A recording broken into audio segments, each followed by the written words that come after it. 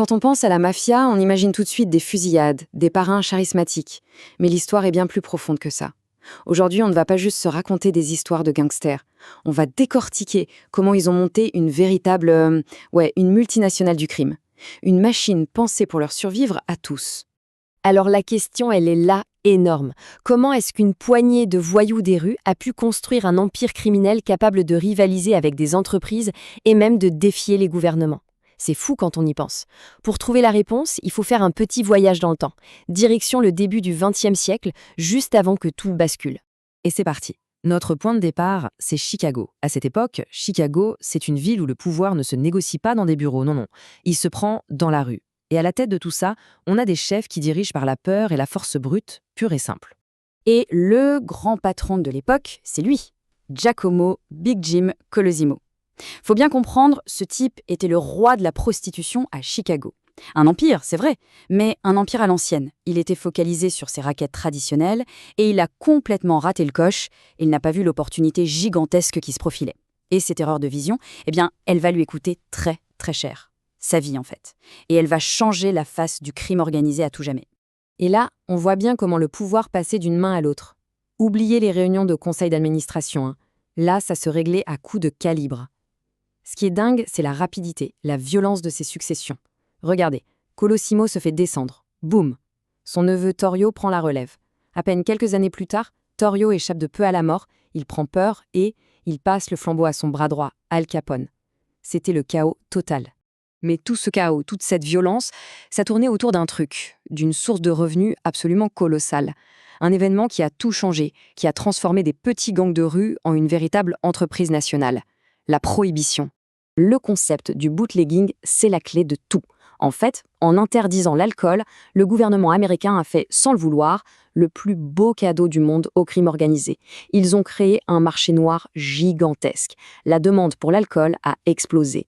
Et il y avait toute une nouvelle génération de criminels super ambitieux qui n'attendaient que ça pour s'en mettre plein les poches. Et c'est là que Johnny Torrio, le neveu de Big Jim, a montré qu'il était un visionnaire. Contrairement à son oncle, lui, il a tout de suite pigé. Pour lui, la prohibition, ce n'était pas une interdiction, c'était un business plan. Un plan en or massif. On ne parlait plus de petits rackets de quartier là, c'était l'occasion de monter une industrie, une vraie. Et sous la direction d'Al Capone, l'outfit de Chicago se transforme. Ça commence vraiment à ressembler à une boîte. C'est plus juste une bande de malfrats. Regardez cette structure. Frank Nitti, c'est le directeur des opérations. Il gère la logistique. Jake Guzik, lui, c'est le directeur financier. Et Tony Accardo, disons qu'il est responsable des bases œuvres. Chacun à son poste. C'est la naissance d'une véritable architecture criminelle. Chicago, c'était impressionnant. Mais la vraie révolution, le passage au niveau supérieur, ça ne s'est pas passé là-bas. Non. Pour ça, il faut aller à New York. C'est là qu'un homme va imaginer quelque chose d'encore plus grand, d'encore plus structuré. Et cette nouvelle vision, elle va porter un nom. La Cosa Nostra. Littéralement, cette chose qui est nôtre. Ce nom, il est super important. Il montre bien le changement de mentalité. On ne parle plus d'un simple gang. On parle d'une fraternité, d'une cause commune. Mais bon, avant de construire cette belle alliance, il a fallu faire le ménage. Et le ménage, à l'époque, ça se faisait dans le sang. À New York, à ce moment-là, c'était la guerre. Une guerre civile, en fait. La guerre des Castellamaresé. 2 patrons de la vieille école qui se livraient une guerre sans merci. Des dizaines de morts, un bain de sang, c'était complètement contre-productif, c'était mauvais pour les affaires. Et au milieu de ce carnage, il y a un jeune lieutenant, un certain Lucky Luciano, qui observe tout ça et qui se dit « c'est stupide, il doit y avoir une autre façon de faire ». Et c'est là que tout bascule. Luciano, avec une intelligence tactique incroyable, va réussir à éliminer les 2 vieux boss. Il aurait pu se déclarer chef de tous les chefs. Mais non, c'est là son coup de génie. Au lieu de ça, il crée la commission. En gros, un conseil d'administration du crime. Fini les guerres, désormais on se parle, on négocie, on partage les territoires. Le crime vient de devenir une corporation. Pour bien comprendre à quel point cette idée de Luciano est un tournant majeur, on va faire une petite comparaison. On va regarder l'autre grande figure du criminel de l'époque, celui qui faisait les gros titres de tous les journaux, le hors-la-loi, l'ennemi public. Et l'exemple parfait, c'est John Dillinger. Ce type était une superstar du crime. Il a terrorisé tout le Midwest, braquant des banques, des postes de police. Il était audacieux, violent et incroyablement célèbre. Mais voilà le truc. Dillinger, il travaillait seul. Il n'y avait pas de structure derrière lui, pas de plan sur le long terme. Dillinger, c'était comme une comète, un spectacle incroyable, mais condamné à disparaître très vite. Et pendant que Dillinger faisait la une des journaux, que faisait la commission? Eh bien, elle travaillait. Dans l'ombre. En silence. Loin des projecteurs. Eux, la célébrité, ils s'en fichaient. Ce qu'ils voulaient, ce n'était pas la gloire, c'était le pouvoir. Le vrai pouvoir. Celui qui dure.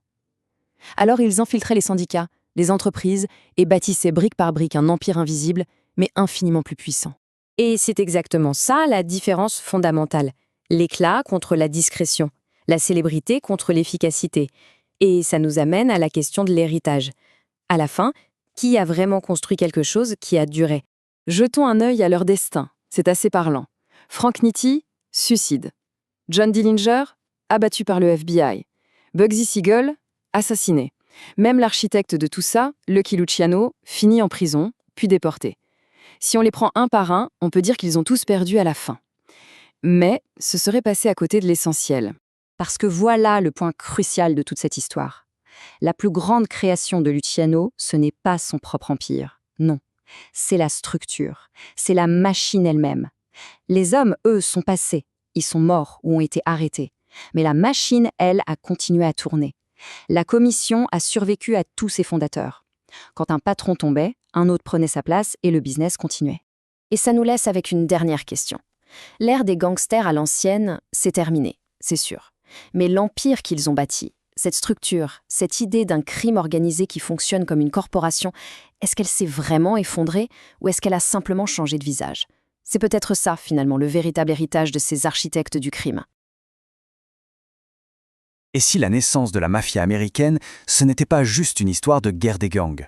Et si en fait, c'était l'une des prises de contrôle d'entreprise les plus brutales de l'histoire? C'était exactement ce qu'on va explorer ensemble. Alors, pour bien comprendre cette révolution, il faut se replonger dans l'ambiance. L'Amérique de la Grande Dépression. On parle d'une époque de désespoir quasi total. Les gens se sentent complètement dépassés, écrasés par des forces qu'ils ne comprennent pas. Et dans ce climat, eh bien, des hors-la-loi, des types audacieux qui prenaient ce qu'ils voulaient, sont devenus, contre toute attente, des sortes de héros populaires. On entre donc dans l'âge des hors-la-loi. On va voir comment s'affrontent les ennemis publics et un empire secret.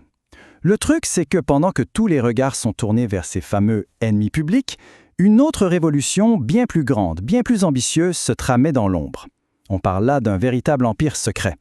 Regardons ça d'un peu plus près. D'un côté, on a l'ennemi public. Pensez à John Dillinger par exemple.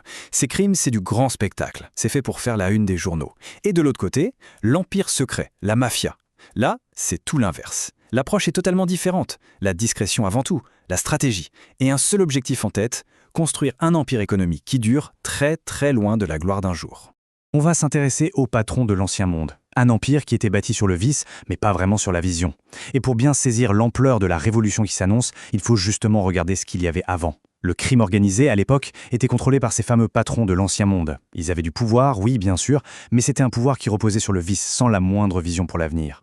Prenons un exemple concret. Big Jim Colosimo à Chicago. C'était le roi, le maître incontesté de la ville, avec un empire de 200 maisons closes. Pas rien, hein. Le problème, c'est que sa mentalité était, complètement bloquée dans le passé. Alors quand la prohibition est arrivée, l'opportunité du siècle, Colosimo, il a dit non, trop risqué, pas question de toucher au trafic d'alcool. Évidemment, ce manque de vision, ça a créé un clash de générations. C'était inévitable. Son neveu, Johnny Torrio, qu'on appelait le renard pour sa ruse, lui, il a tout de suite compris le potentiel incroyable de ce marché. C'était de l'or en bouteille, littéralement. Face au non catégorique de son oncle, la solution a été radicale. Une prise de contrôle hostile, pure et simple. Colosimo est éliminé et Torrio prend les rênes de l'Empire pour le faire entrer de plein pied dans une nouvelle ère. Alors, maintenant, direction la prohibition et sa grande prise de pouvoir. On va parler de la restructuration de la pègre de New York, parce que ce qui s'est passé à Chicago, ce n'était qu'un avant-goût. À New York, la prohibition a provoqué une prise de pouvoir encore plus sanglante. Mais attention, il ne faut surtout pas voir ça comme du simple chaos. Ces guerres des gangs, c'était en fait une gigantesque restructuration d'entreprise menée par une toute nouvelle génération de criminels, avec une vraie vision. Et au cœur de cette restructuration, il y a un nom à retenir, la guerre des Castellamarese. Pendant 2 ans, de 1930 à 1931, les 2 plus gros parrains de la vieille garde, Joe Masseria et Salvatore Maranzano, se sont livrés une guerre sans merci pour le contrôle total de New York.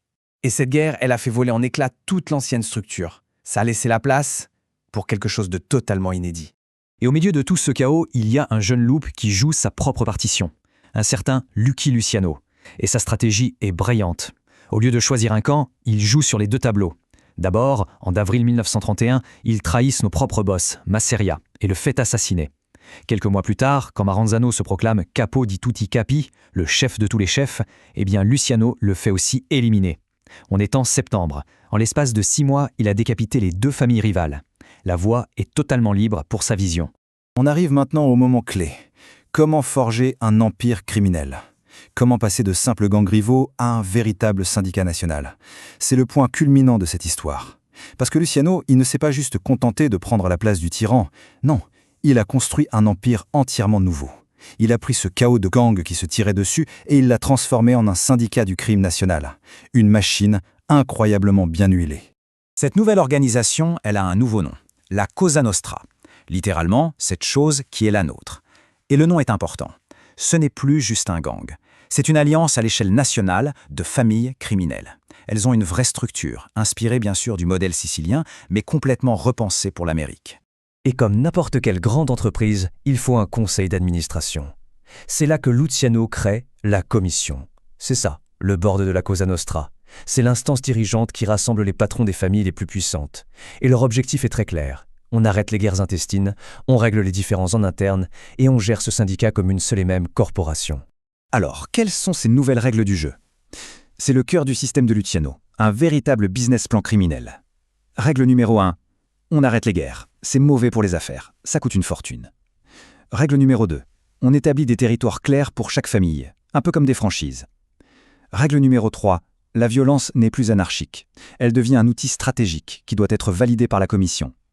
Et enfin, la 4e règle, fini le chef de tous les chefs. On passe à une gouvernance par consensus, un conseil de pairs. Le résultat de tout ça ? Une stabilité sans précédent et des profits qui explosent. Parlons maintenant de l'héritage, la longue ombre de la commission. Un héritage fait de profit et de violence. Parce que ce nouveau modèle, il n'a pas seulement fonctionné, il a dépassé toutes les espérances.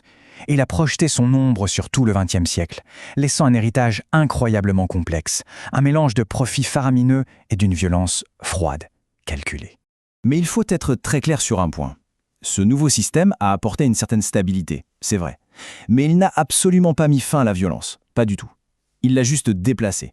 Elle n'est plus dans la rue, elle est dans la salle du conseil. La paix n'était qu'une façade. Les fusillades en pleine rue, ça a presque disparu, d'accord.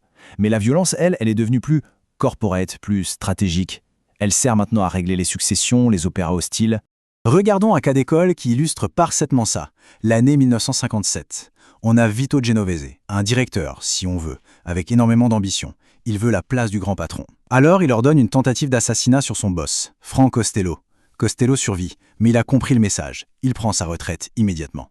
Et juste après, pour être sûr de son coup, Genovese ordonne le meurtre de son principal concurrent, Albert Anastasia, qu'on abat dans son fauteuil de barbier.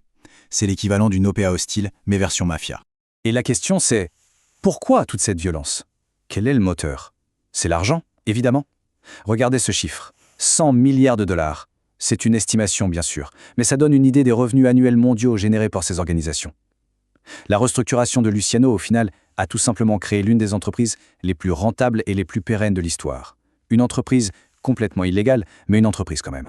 Ce qui nous laisse avec une question pour la fin. Au fond, que faut-il retenir de cette histoire ? Est-ce que c'est simplement un héritage de violence et de corruption ?